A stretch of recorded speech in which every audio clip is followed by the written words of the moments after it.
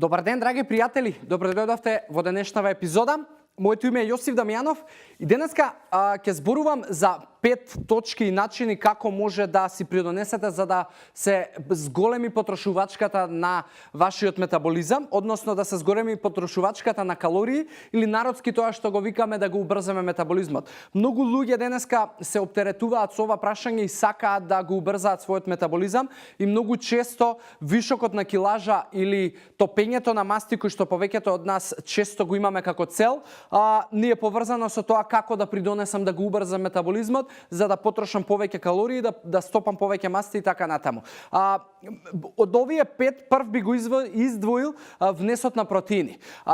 Протеините како макронутриент ни се основен градежен материјал ни треба, но макронутриенти имате и масти и јаглехидрати. Зошто го издвојувам протеинот како нешто што и научно е докажано дека ќе ја зголеми потрошувачката на калории во вашиот метаболизам, е затоа што протеинот има многу поголем процес на обработка. Тоа значи дека вашето тело при обработката на протеини ќе потроши повеќе калории. И она што истражувањата покажуваат дека при внесот на протеини во вашиот оброк ќе придонесете за 15 до 35% понекогаш, зависи од изворот на протеини и количината која што ја внесувате, значи од 15 до 35% зголемување на потрошувачката на калории во вашето тело и во вашиот метаболизам. За разлика од тоа, јаглехидратите некаде ќе подигнат до 15%, а мастите најмалку ќе потрошат и секогаш мастите кога ги внесувате во исхраната, метаболизмот најмалку ќе се активира и некогаш и ни воопшто нема да допринесе за покачувањето на работата и потрошокот на калории, некогаш до 3%. Второ нешто што би го издвоил како фактор кој што ќе придонесе во зголемена потрошувачка на калории е дигањето на тежини. Луѓето кои што одат во фитнес центри, кои што работат со тежини и креваат тежини, тоа значи дека ќе придонесат во нормално доколку имаат квалитетна исхрана, ќе придонесат во зголемување на нивната мускулна маса и со тек на време во континуитет ако продолжат да го прават тоа, нивната мускулна маса ќе се зголемува.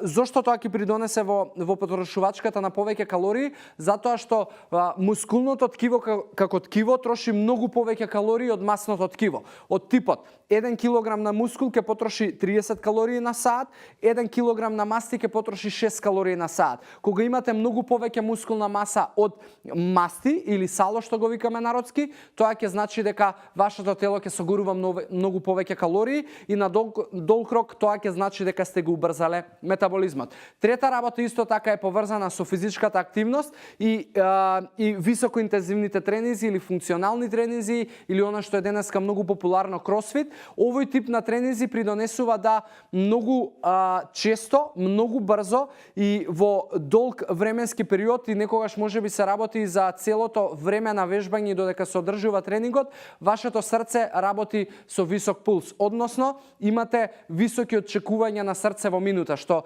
придонесува за многу повеќе согорување на калории, односно црпење на резервоарите на сало во телото, а тоа подоцна придонесува и да и после тренингот имате продолжена согорувачка на калории, што повторно, ако ги земеме како комбинација, затоа што и втора точка ја ставивме дигањето на тежини, ако некој од вас прави комбинација на дигање на тежини и високоинтензивни тренинзи, што може да се најде во кросфит, ќе направи најдобра согорувачка на калории и ќе придонесе повторно во убрзување на метаболизмот. Четврта точка која што можеби некој од вас ја практикува и ја знае е пиењето на зелен чај. Зелениот чај придонесува да за некаде до 5% се зголемува потрошувачката на калории откако ќе го испиете, но повторно она што сакам да ви го кажам е дека зелениот чај би требало да биде додаток на се она што го правите, а претпоставувам дека правите квалитетни животни навики.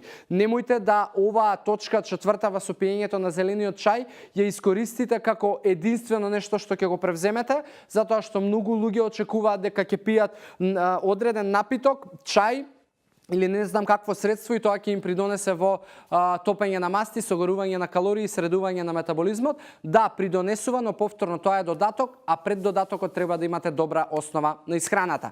И пета работа која што исто така е важна и треба да се спомне е недоволното спиење.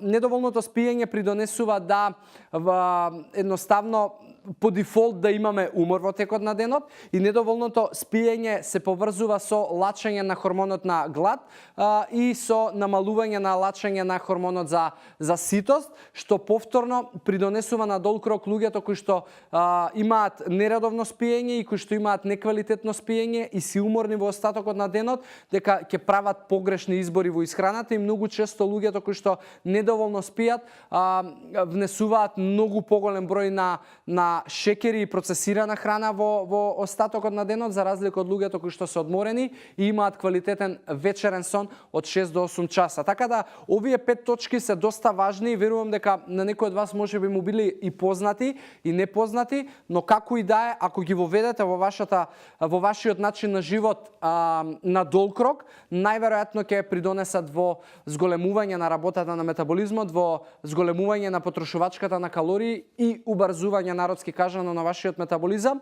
но повторно немојте да заборавате дека се ова е дел од еден избалансиран и добар начин на исхрана и активен животен стил што треба да ви стане стил на живење. За оваа епизода и тема имам толку да зборувам. Се надевам дека ви допринесов и ви дадов некаква вредност и научивте нешто ново. Ви благодарам за секоја секунда внимание одвоено и се гледаме во следна епизода. До тогаш ви посакувам здрави животни навики. Чао, чао!